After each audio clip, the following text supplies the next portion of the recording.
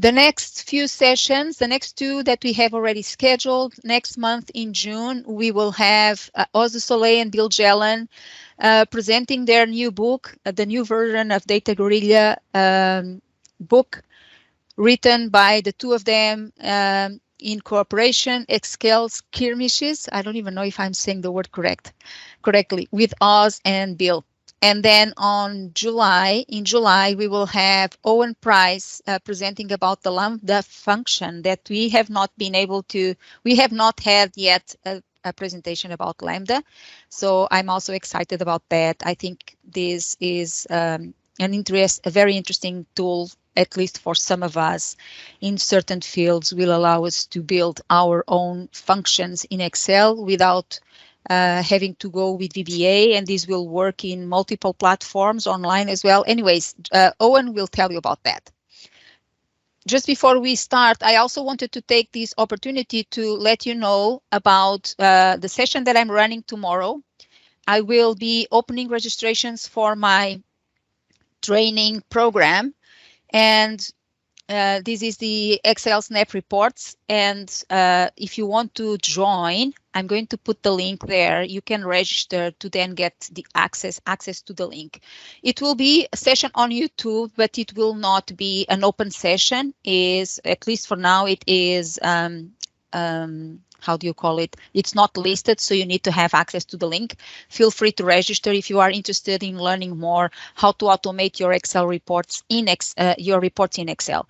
If you are not so familiar with Power Query, that is a big chunk of the training program combined with other features in Excel, but I do invite you to be there if this topic interests you.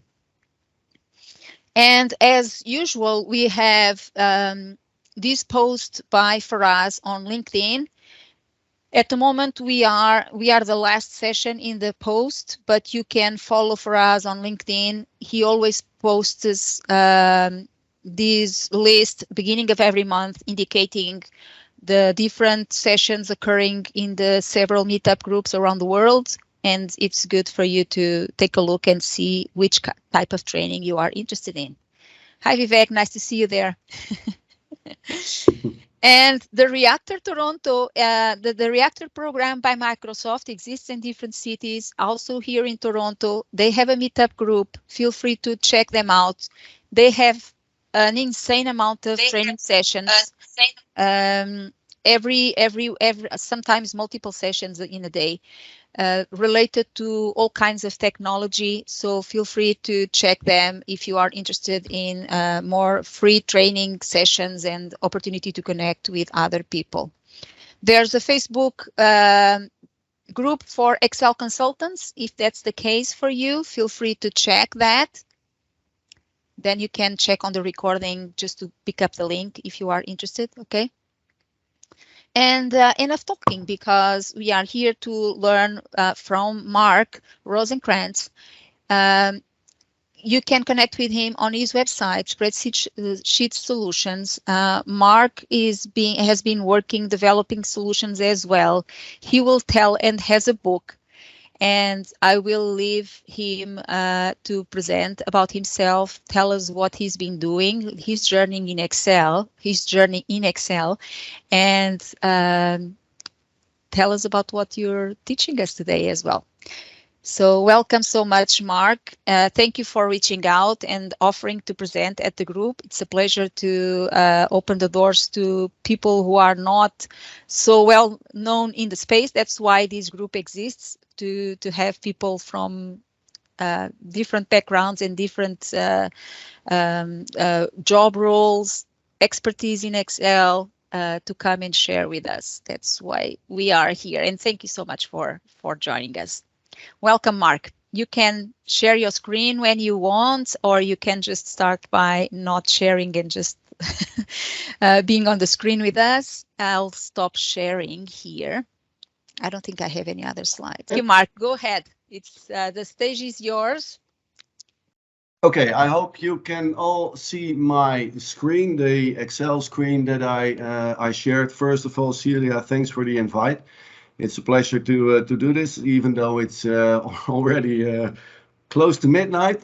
And Yeah. but then again, that's fun to do as well. So I'm glad to be here. It was also good to see that I'm in a list of people who I'm very familiar with, like Ross and Bill Jelen and Ken Puls. So really an honor to be on that list.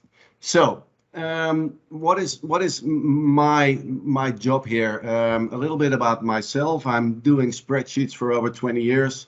And in those years, I've been with multiple companies in, the Netherlands, and all over those companies, I faced the same situation, the situation about data. That's the first thing. The other thing is that at the moment, people are very fond of creating dashboards. And we all want to have the screens where we can press and push the buttons, and then we have the results analysis, and because of that analysis and those results, we are making business decisions.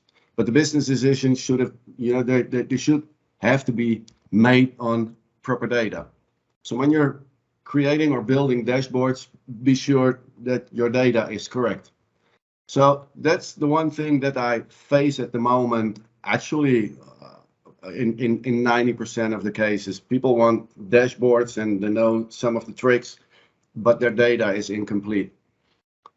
And a few years ago, I thought about, well, it might be fun to write a book about, building dashboards. And I was looking for a title, and then I thought like, well, okay, from data to dashboard in one day, that sounds good. And can I actually build a dashboard in one day? And then the other thing is, what data should I use? What is good data for people from all over the world?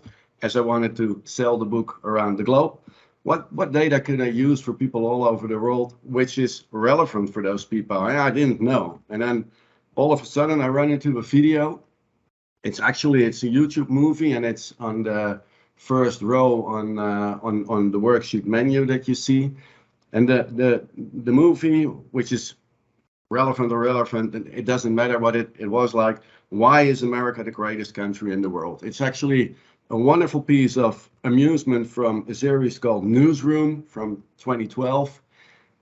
And actually, I thought like, is there a greatest country in the world?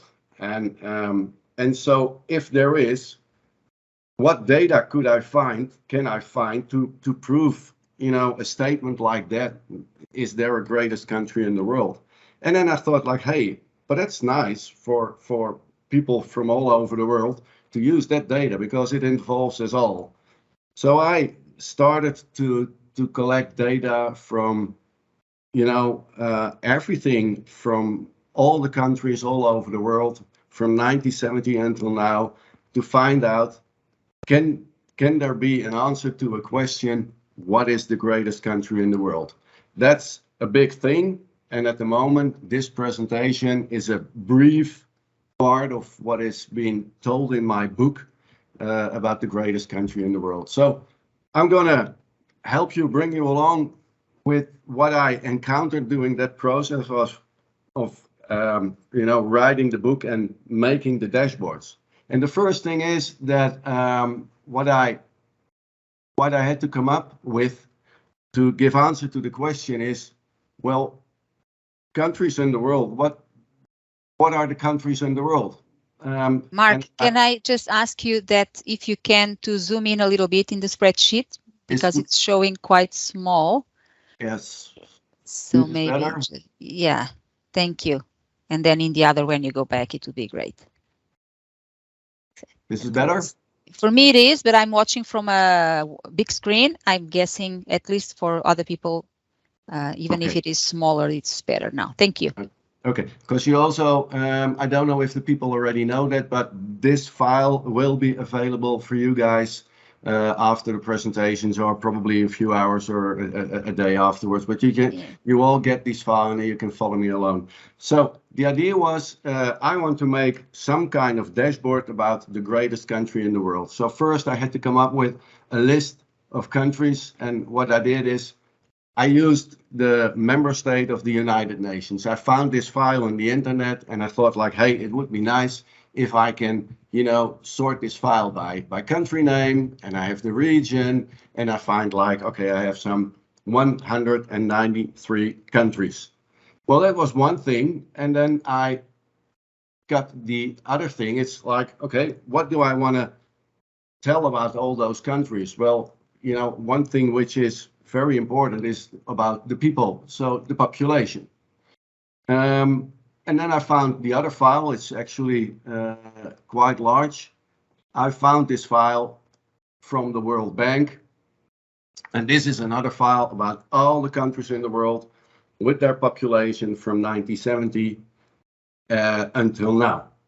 But what you see is that the country names in this file are not equal to the country names in the other file. And actually also, there are a little more entities, like 266 instead of the 193 country names from the United Nations list of members. Now, this is an example about the countries in the world. And actually, as you ask me, it reflects what I am facing in my, business life as well. Because when I get into companies and it really are the big companies, I always face the problem with the data. And the thing is that the really large companies, they grow by themselves, but they also grow by merger and acquisitions. And merging and acquisition means that you have to combine data from different companies into, one big data pool. And also what you see, and that's one thing that I face very often, the single source of entry. In many companies, I face the fact that people from the finance department are entering their data, people from the sales department are entering their data, and the data is all about the same entity, but the name of that entity is in many instances not the same. And actually, that is what I wanted to show in this example. We're talking about a lot of companies in the world. These are files from different sources. The one is from the World Bank, the other one is from the United Nations. And actually what you should see is that the one file is from the sales department and the other file is from the finance department. And somehow I have to combine these files to make my report, to make my dashboard. So I have to do something with this file. Now also, many people at the moment think that Power BI is the one source of solution when it comes to data and creating dashboards. And yes, Power BI is a wonderful tool, but in my view, it's the one tool that you have to use when your data is well organized and structured. And also, I think it's better suitable for using dashboards on a dynamic way. So if you can connect your Power BI tool with a live data and create your dashboard, data which is well structured, use Power BI. If your data is not well structured, or if you have to somehow rearrange your data, reformat your data, correct entries, then use Excel. But then use it as a static way. I use Excel for reports, which I build once every month, or at maximum once every week. But the reports that I build in Excel are not dynamic, they're static. So I have to combine and check my data. And actually that's what I wanted to show you with this example. If we go on, then the one thing that we have to do is somehow we have to combine these files into what I call a base table. I put the two files on one sheet, which is what I do when it is when the files are not that big. When it are really huge files, then you have to find another way. Then you probably have to find a data department, which is trying to find an answer to the question, the single source of entry. because that's the main problem in many organizations. You want to find your data in one department and not from different departments. So I somehow have to connect these tables. And what you can see is there are many instances in the second table, and there are a little less instances in the first table. I combine those with a simple trick. But before I show you that, I'll show you something about data validation. How can I be sure that my data is valid and correct? I often see tables like this, and I prepared this table with all the instances which are not correct. But I've seen many instances where people are, blindly following this table and work with this data, which are not correct. You have the numbers stored as text. When if you use them in your reports, they won't be counted because they are text. So first you have to reformat them. What you can see is that there are several ways to check whether your data are valid. First of all, what you can do is simply use the format cells dialog, in which you can see that if there is not a category which is blue colored, and when there is no sample, then you know that the data in my column is not from the same format. So when I use the year column, I can see that there is a category which has a number, there's a sample, so I know if I want to do something with this column, then my data is correct. With the population field, it's totally different, because I have two instances of formats. I have the text format and I have the number format. Before I work with data files to somehow prepare my dashboard, this is the first thing that I do. I always check the columns, the instances of all my data to find out if my data is correct. If I use this column for all my analysis, then I probably will miss out on a lot of figures, and that's not what I want. Another check what you can do is create a pivot table from this table. The fun thing is, though, that if you, I also, by the way, I mistyped a number of instances in the field, in the region field, which you can see from the length function that I used to try to determine the length of the text inside that field. Europe, in this case, is 6 long. In this case, it's 15 characters long, but it's a lot of access spaces. When you use the auto filter, you only see 2 instances from the region field. You see Europe and you see North America. When you create a pivot table from this table, you find 4 instances. You find the instances for Europe with a different length. So also when I use data for my reports, I build a small pivot table from all the instances or all the columns that I want to use in my reports to find out, is my data valid?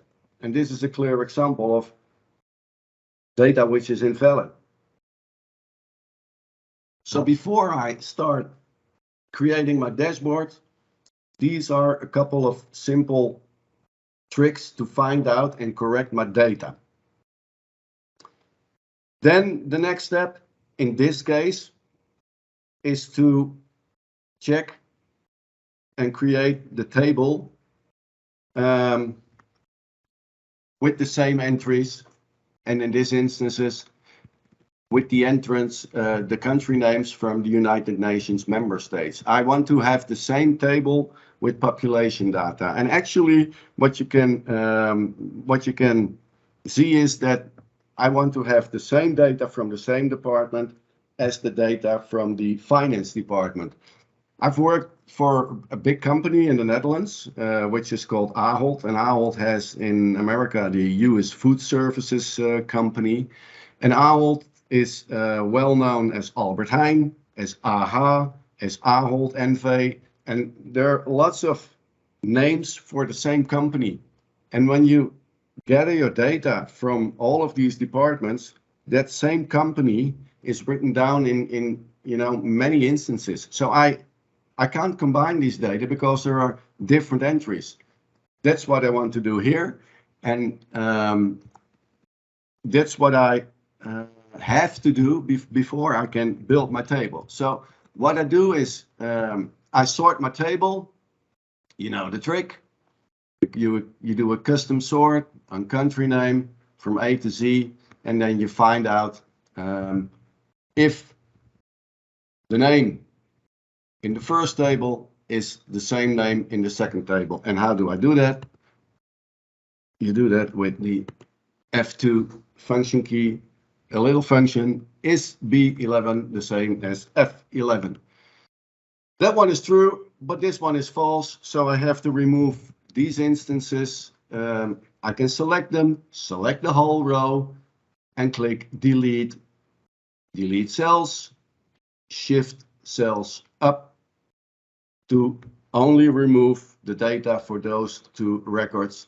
Do the trick again, double click, and find out that the first three instances are the same. Well, if you do that for all these countries, then you see that at the end you will end up with also 193 countries, which is nice because then I have a list of two tables with the same number of countries, which I can combine into my base table. That result looks like this. This is what I need to create my report. What I did is that I copied the years under the previous year, and then all the way down to 2020. And the population data I copied next to it. So this is actually the first part of my base table. It is step 5. And you can follow all these steps later on when you get the presentation.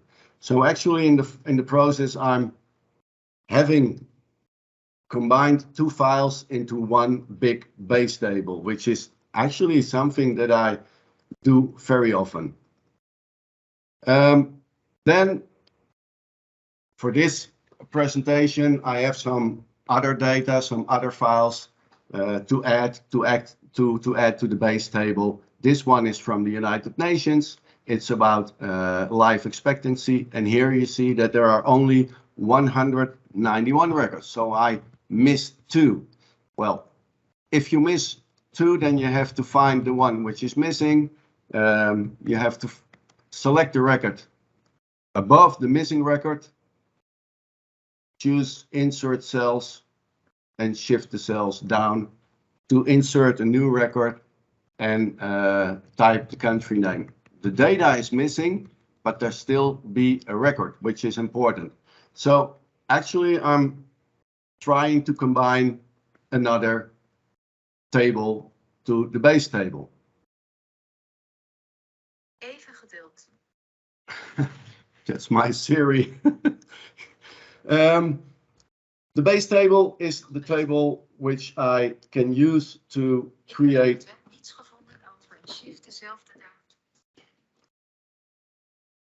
Sorry to interrupt, but my iPhone started to talk to me, which is very annoying.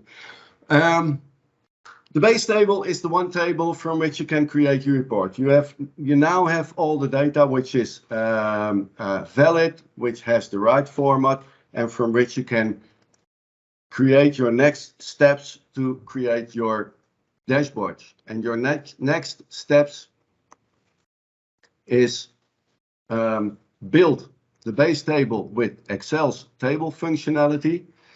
Well, we all know that if you have a table, or actually this is a range, you can choose insert table, give it a name, and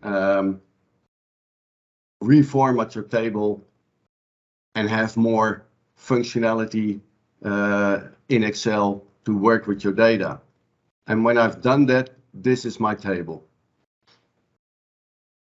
From this table, I can create a pivot table. And actually, the pivot table is the first block of your dashboard. And the first pivot table that I want to build is a table about the world population. I think you are already a little bit familiar with pivot tables. I've done a little bit of work beforehand. So the pivot table that I want to, or the report that I want to show is the population by year by region. So in the pivot table, I dropped the field names from my normal table inside these pivot table fields areas to create this pivot table. I've done that also for another report. I wanted to show the world population as a percentage of the total population by region. Can you make it a little bit bigger, Mark? Sorry. Again, a little bit bigger, yeah. Thank you can still see this? Yes. This is bigger, yeah. Can do it with this one as well. So this is actually a simple pivot table for showing the world population by year and probably by region, and then by country. By year, by region, by country, and the total population in the values area.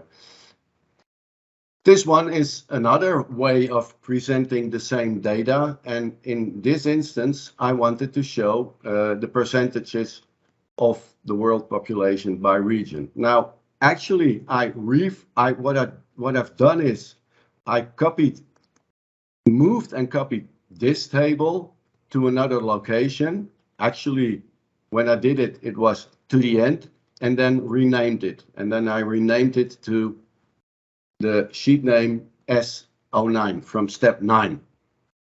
Also, I did this because this pivot table is based on the same pivot cache. So it has the same data in memory from the other table. And the advantage of that is that I always have the accurate data. The pivot table has to be rearranged.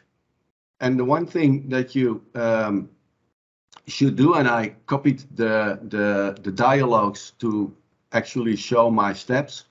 First of all, I dropped the year field in the columns area and left the region and country name fields in the rows area.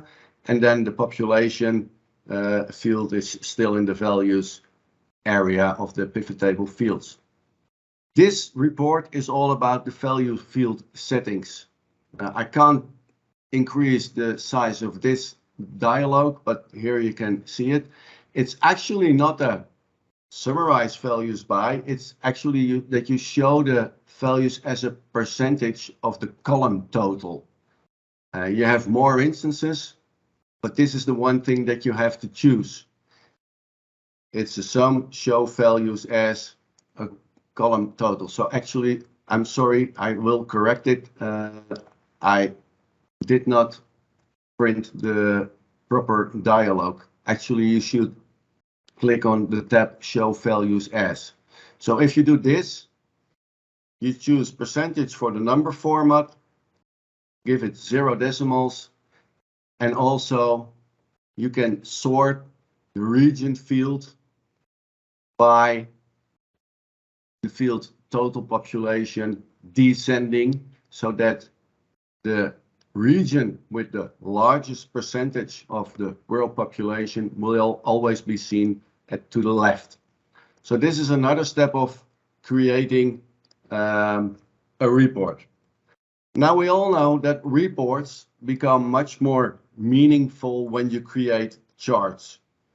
So this is the chart that I and it's actually a picture. The original is on the next sheet. This is the chart, which is the result of this pivot table. When I click a cell inside the pivot table, choose the pivot table, analyze, tab, and choose pivot chart. I can then make a pivot chart from the pivot table. The chart is this chart.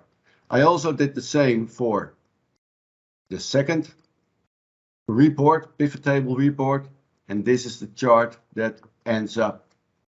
Now, these charts are the first part of my dashboard, which will be like this. We are already at step 11 and or 10 actually, and I copied the charts to my dashboard. This is my dashboard, and I remove the, what is it? It's actually a text block to show the shapes. charts. Yeah. So the thing, this is the chart. This is the other chart, the percentages, and this is actually a piece of text that I formatted in the same style as the chart.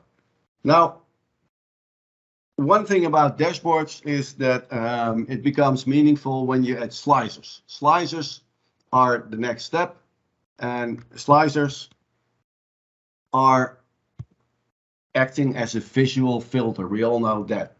And you can use slicers to drill into your data, to drill into the data on your dashboard.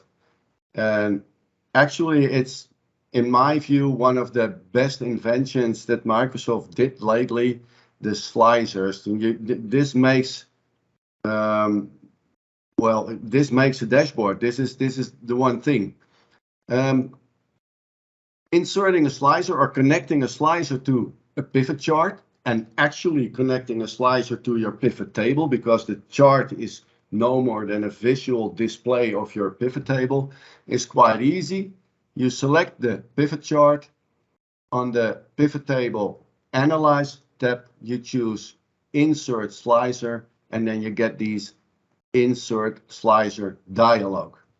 In this example, it is meaningful to use the country name, region, and year slicer, which is exactly what I did.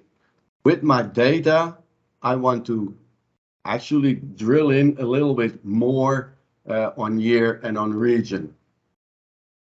If I select a slicer, then there is a new tab, the slicer tab on the menu, on the ribbon, and I can adjust all kinds of slicer settings here, like the number of columns, the height and the width of the column, the height and the width of the slicer. But the main thing is that I can also choose the report connections. I can check on a pivot table name to what pivot table or pivot chart the slicer must be connected. And if I do that properly, I can create all kinds of reports and show what is important for my analysis.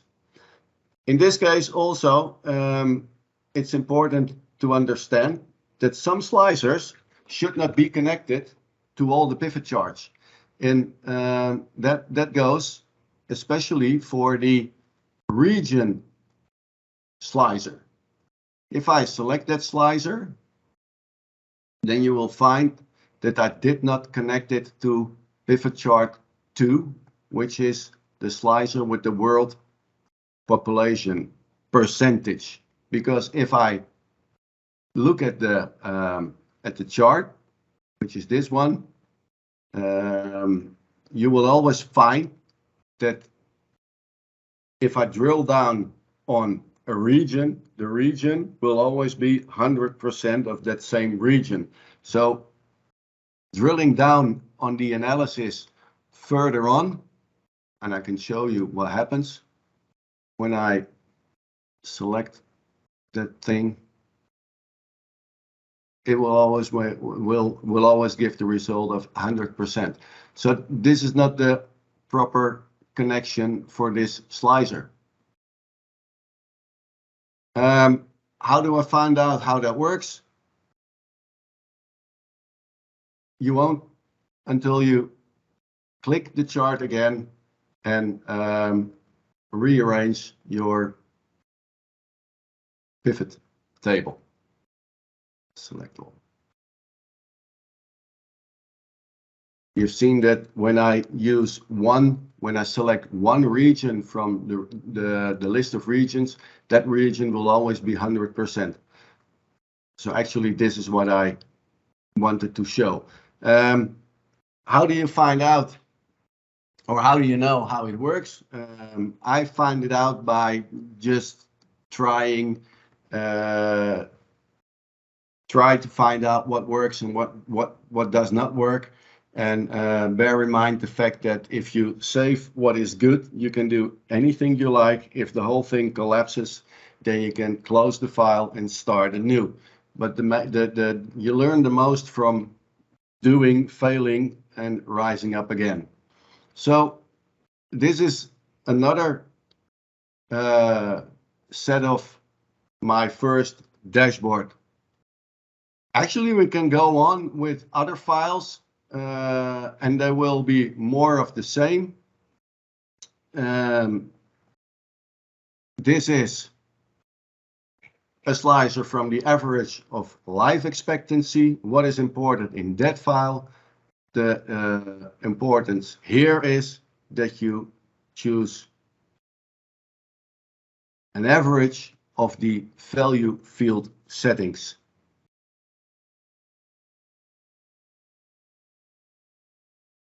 And not just a sum. These are the steps that I've incorporated into creating this dashboard. And when I, pivot table, and when I use the pivot table analyze tab to create a pivot chart here, then this chart is what comes up. Oh, we can show you step 13 here. Another 12, sorry. The average of life expectancy for the whole world. Step 13, already show you the result is about the gross domestic product. Also, actually, it's the same pivot table as the pivot table from the world population. It's an exact copy. The only thing which is different is the field that I dropped in the pivot table fields section, values from my pivot table. The chart which results as a pivot chart is this one, which is on the results sheet and gives this result. Step 14, it's actually familiar at the moment. It also is a percentage. It's a percentage of the gross domestic product by year, over the year, by region, by country name. The chart, which is the result of that pivot table, is this chart. And actually, step 14 is the same as step 9. It's an exact copy, and these are the steps that I have taken to create this table or this chart. Region, more sort options, sorted by the field gross domestic product in a descending way to always find the biggest one on top. Step 14, this one, another chart, and well, what you see is that actually it's not that difficult to create your dashboard. Step 15, another data file, the freedom index. It's the same as what we have seen, and these are the steps that I have taken. It's an average, and the number format is a number. This is the chart, which is the result of this pivot table. When I copied the chart to the dashboard worksheet, then I find this chart. Two other charts or two other analysis left. Quite simple. The top 10 countries by population, some extra steps. First of all, the chart type that you can create from your pivot table is not a column chart, but it's a bar chart. And you can implement the value field setting on the field country name, or the value filters of the country name field, and use the top 10 to always find the top 10 countries. Then again, also important in this step is the slicers that you have to connect to the chart, because you always want to show a top 10, which means a top 10 of countries, which means that the slicer country name will probably not be connected. You can see that here. The slicer country name is not connected to a lot of other charts, because if you select on a country, then your whole analysis will disappear. So you only have to connect the slicer year and region to these pivot charts. Well, one thing which is also good to know when you're creating dashboards is aligning, or the alignment of your charts. Many people, I don't know if they know it, but you can use the Alt key on your dashboard to align your charts with the grid on your worksheet. I can use the grid lines, which you won't see because I can show you that in another way. I can do it here. Here you can have the grid lines. This is a picture. It's not easy to align a chart precisely on the grid. If you press the Alt key on your keyboard, you can then use your mouse, drag it to the lines of the grid, and then align your charts perfectly to the grid. Also, what you can do is, when you want to align your charts the same way, this is not neatly, you can select them both, go to the picture format tab on the ribbon, use align, and click align top, and then they will both be aligned on the same way. This is what you can do to be sure that your charts that you use on the dashboards will always be aligned to the grid in a nice way.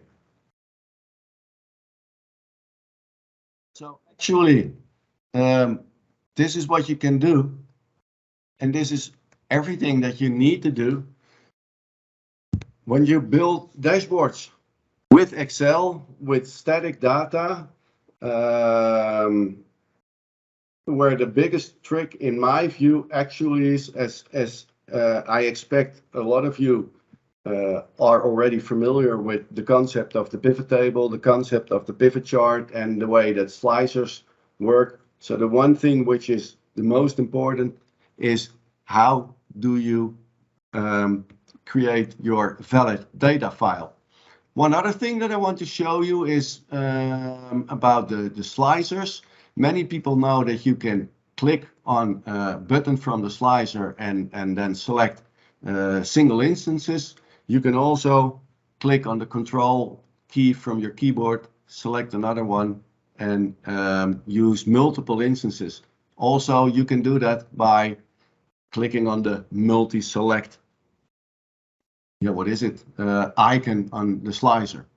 Some other thing, this is not a default slicer. I reformatted the slicer. When you have a slicer on the dash on your worksheet, you can click on the slicer tab on the ribbon, select a slicer, click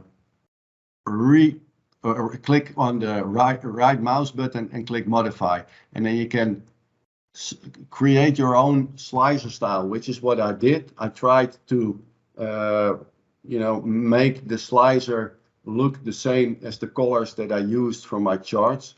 You can actually reformat the whole slicer. When you use format, it's a little it's actually the dialogue resembles the format cells dialogues only for the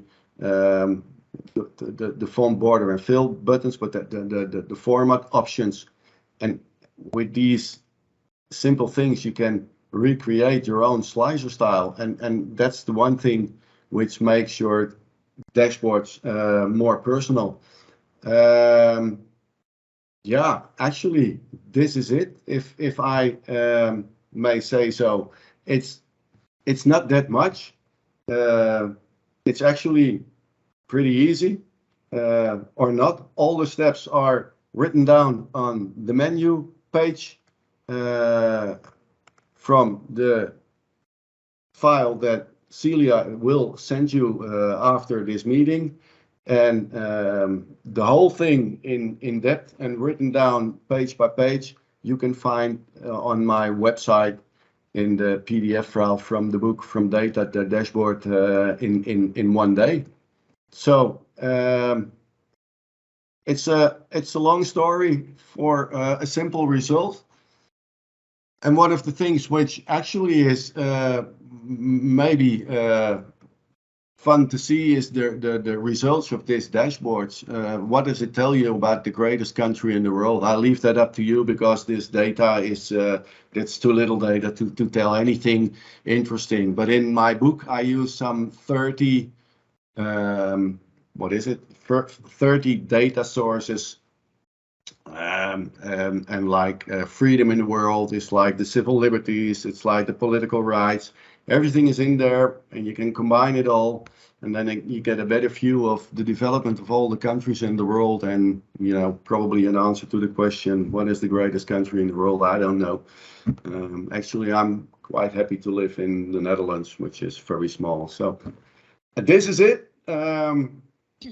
I think I've done it in less than an hour, or so. No, it was great. It's just a little bit below, but it's 45 minutes is a nice presentation. It's a good time for presentation. It doesn't get too long for everyone. So thank you, Mark. Let me check if there are any questions here.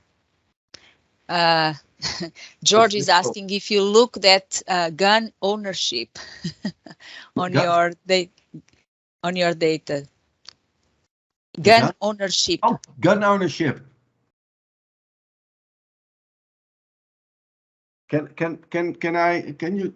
you? I don't understand the question, probably. If you in your data you have like an indicator of which countries more people or less people have a gun of their own. Correct. That data is available, but there, what you see when it comes to data, and actually when it comes to collecting data about all countries from all over the world, that the main sources, actually they're starting to gather data from 2010, 2012, and a file with gun ownership, actually mortality rates and things like that is available from the World Bank. And but there's only data available from a few countries. So I didn't think that files like that were relevant for my book. actually, and these data are available. The next version of the book will be bigger. The next version of the database. Actually, I can show you the database, because this is the project. I can see if I can.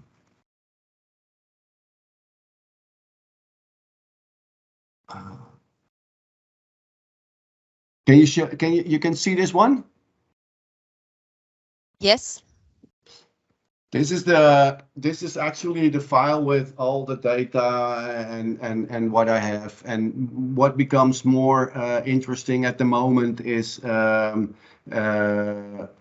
data about the environment, CO2 emissions, energy use, the use of oil and gases, natural gases, hybrid cars and things. It's all available, but the amount of data is only available from 2015. So there's not that much to compare.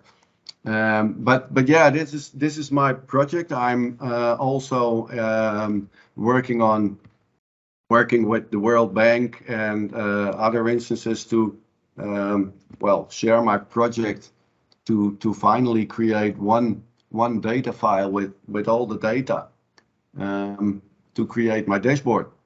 And believe it or not, when it comes to my business, my work, my daily job,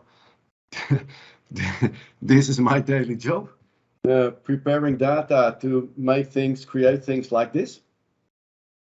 And yeah, I love it. Also, maybe something which I did not tell, but what I experienced is when you look at the colors. When I started, I was very fond of using the green, the blue, the red, and the yellow colors, and because they look smooth. And then somebody told me that, why do you do that? I say, oh well, green and red, it's people understand, and blue.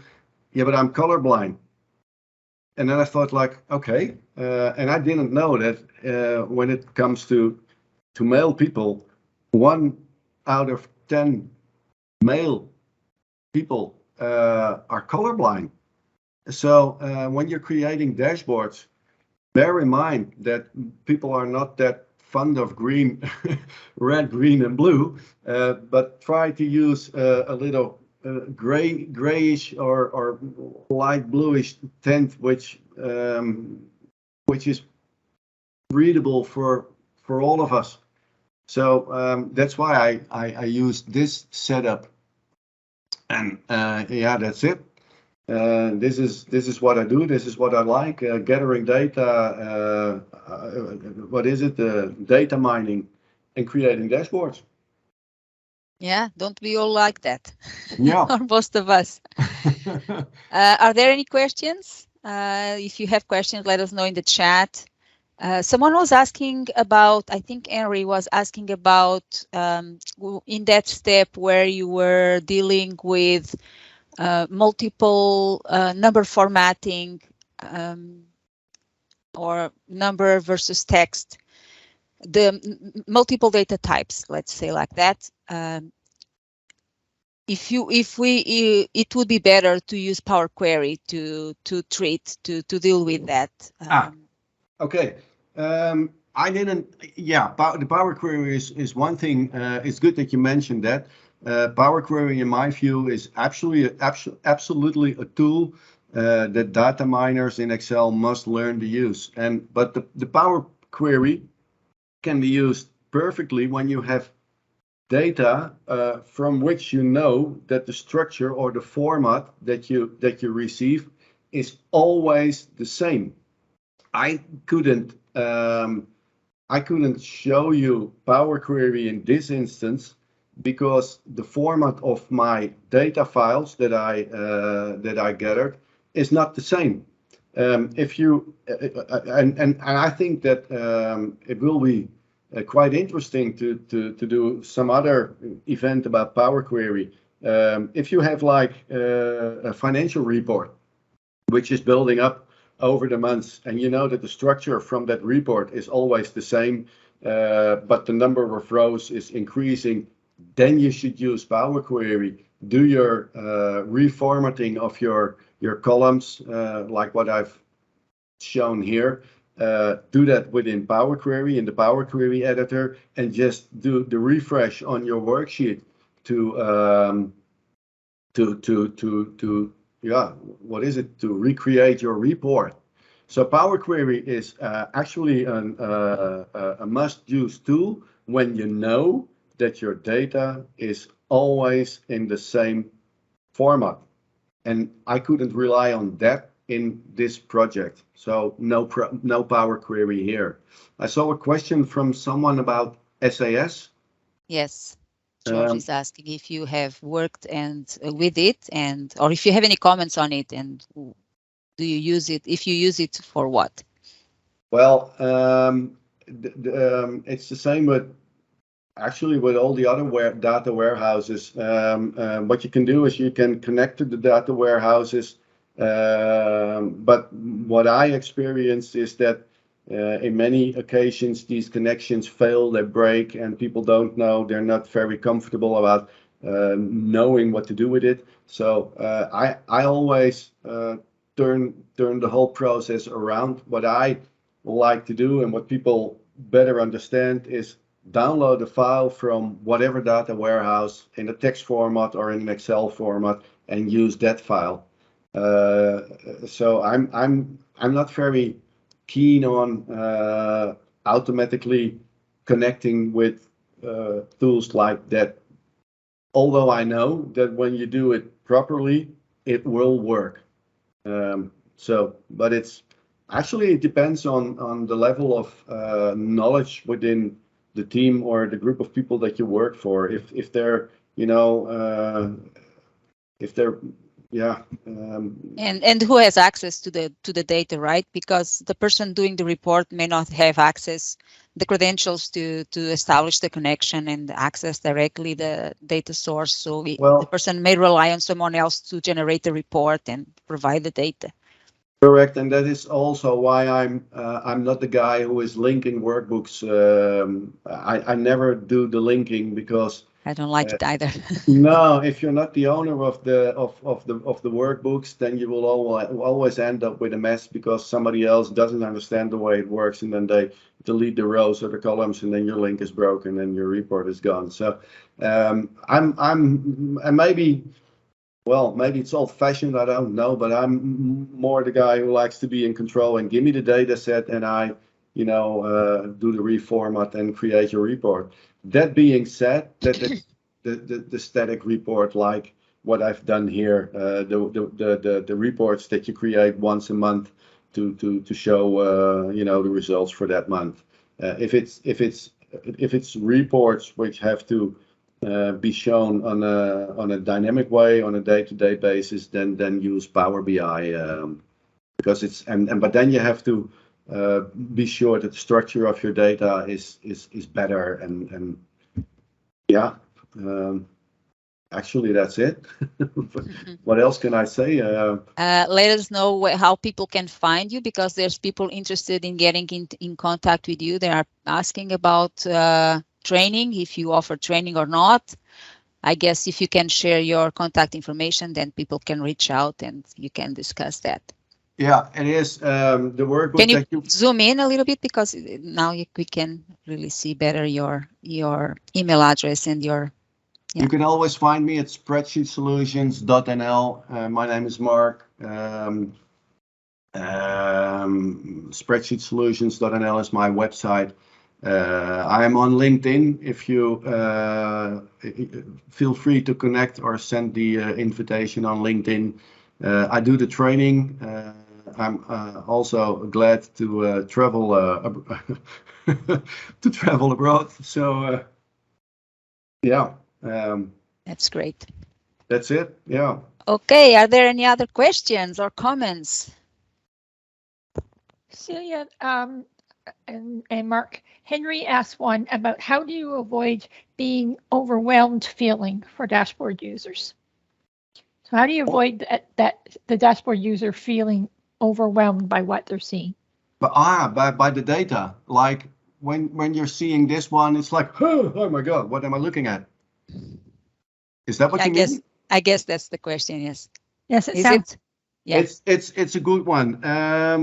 In the book that I wrote, the first few chapters were about dashboards design, and I read a book about Stephen Few, and he is one of the expert on dashboards design. And actually, what he says is less is more, and that's a little, it's a little general expression, and we use that expression in many more instances, but try not to put too many charts on a single screen. And actually, what I've done here, this example, if you ask me, I should have left the two charts at the right, and 5 or 6 charts is probably enough. Also, there have been many studies about the human brain and the human eye, and the result of that study is that we humans are not able to distinguish more than 6 or 7 different things on a screen.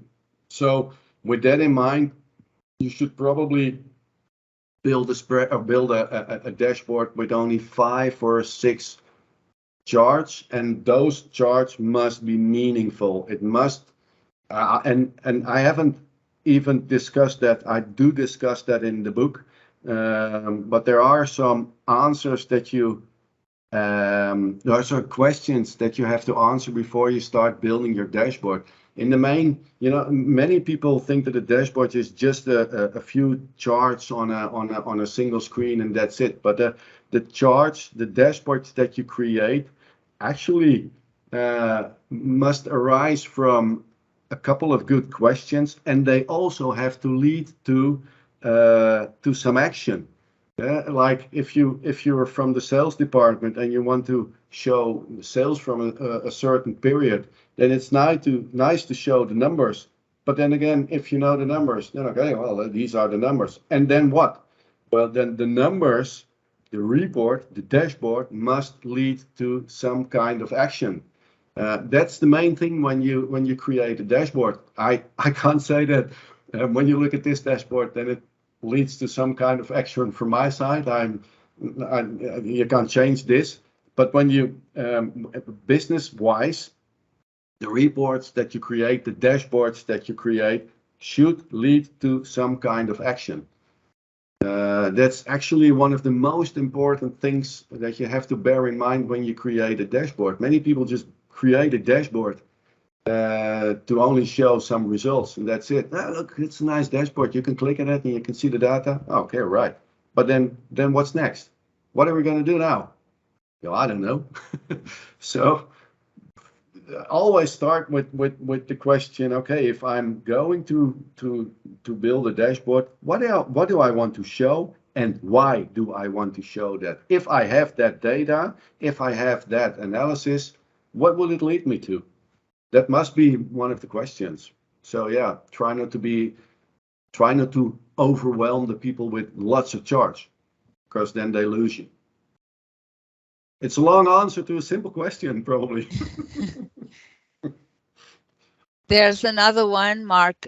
Winston is asking if you have any thoughts on using regular charts, Excel charts, instead of the pivot table, instead of the pivot charts. So using regular charts with pivot tables instead of the pivot charts. Do you ever do that? Sometimes. Actually, this is a presentation also because it reflects the thing that I wrote in my book. In other instances, I use a simple table, which is this one, the base table with Excel's table functionality, and you can build a chart from this table as well. There's actually the process of creating a chart from this table compared to what I did. It's all in the same. But if you talk about charts, then the one thing that I would suggest is don't make it too fancy.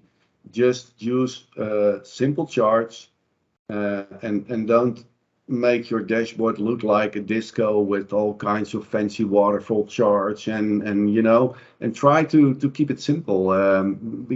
Yeah, actually Excel offers a lot of options for charts. Like no, let's see if I can. What do we have? Design chart type. We can use a tree map. No, we can't do that. Map area. Oh, there's actually not much to choose from. Here. Well, I can use a line chart as well. It doesn't say anything. So it actually does make sense what chart that you create, and 9 out of 10 I use the simple column chart or the bar chart. Yeah, and it's also important to choose the correct type for the message you want to present, right? Because some of them won't make sense. I wanted to ask, it's at the beginning you did not have all the tabs showing on your file. Will people need to unhide sheets or use some kind? I'm not sure if it was a macro or something that you were running to show each step. Well, no, it's not. Oh, that's a good question. Actually,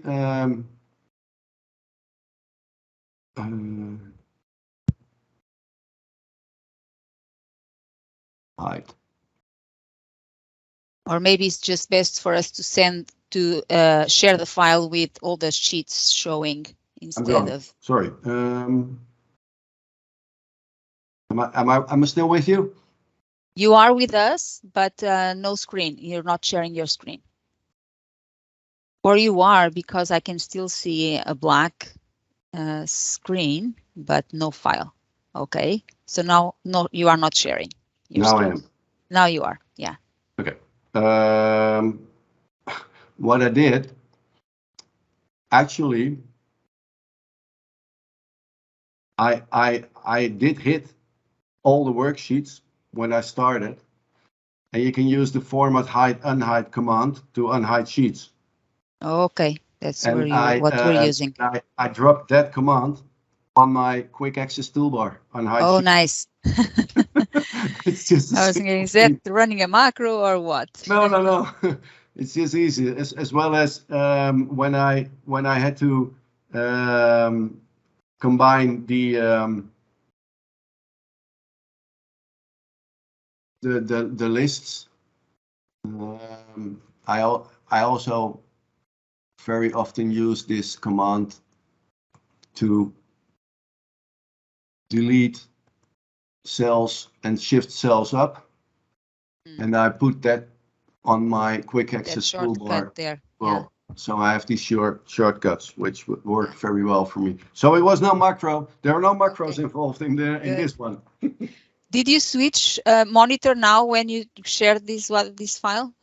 Yeah, something went wrong. I don't know what, but no. But I just wanted to tell you that this monitor must have a lower resolution or be a smaller monitor. So it is in fact much better for presentations. So if in case in the future you present again in this kind of setting, we can see much better from this screen, this monitor, than from the other one, because the other one tends to put everything very small, and the resolution here is much better for this type of presentations because it shows everything wider. So actually, the screen on my laptop is better than the screen of the big television that I have in my living room. Yeah, the problem with big screens, and I've gone through that as well, through that learning as well. That's why I'm sharing here with all of you. When I'm presenting, I cannot be presenting from my bigger screen. That's the one I use to work, and it's best for me to work. Allows me to see a lot more information at once and everything. But when we are sharing, it condenses all that big screen into a smaller screen for people watching from smaller devices. Plus Teams puts all kinds of things around, the list of attendees, the chat, and all those support windows. and then there it ends up leaving a small space for the presentation itself. So when if we can use lower resolution monitors for presentations, most of the times it works better. I keep that in mind. I didn't know. Yeah, this one now we can see much sharper than during your presentation. So that's a pity. Next time you'll know. Yeah, I'm sorry. And it is a little my fault as well, because I could have I didn't notice that it was so small when we connected before the meeting. I could have paid a little bit more of attention and ask you to test other monitors. So learning for me as well. Next time I'll know better. It is what it is. I'm glad that at least we were able to see something. No, it was good enough for us to see, but this feels we don't have to put as much effort to see clearly here, because it's so much more sharp. I keep that in mind. Yeah. Any other questions? Thank you, Mark and Celia. Alejandra, she's saying goodbye. And Henry was thanking you for your advice before in one of the topics about making meaningful dashboards that then lead to action. Yeah, but you know, it's I prepared a lot of things beforehand logically, and then when you start doing the presentation, it always ends up in a different way, and there's so much more to tell. But there's so much more to tell. Yeah, well, I leave it at that. No, but I think the topics, the items that you brought are the fundamental ones, and that's where people who are looking to start building these dashboards or trying to learn how to build them. It's exactly, in my opinion, I totally agree with the list of topics you brought. It's how people wire data behind the scenes to then build the dashboard with all the pieces, the slicers, the dashboards, and the pivot tables and the pivot charts. Yep. So yeah, thank you. These are the fundamentals. It's what people need to know, need to master first, and then they can go and specialize in specific types of charts or correct getting more fancy features there. Yeah. This is what will work. Okay, good enough. I don't know if it's how you say good night, Mark. George is telling saying in the chat. Goedenacht. Okay. It's 1 what is it? 1 a.m. Yeah, for you. Thank you so much, Mark, for staying up so late. Thank you everyone for joining us. If there are not any other questions or comments, I think it's good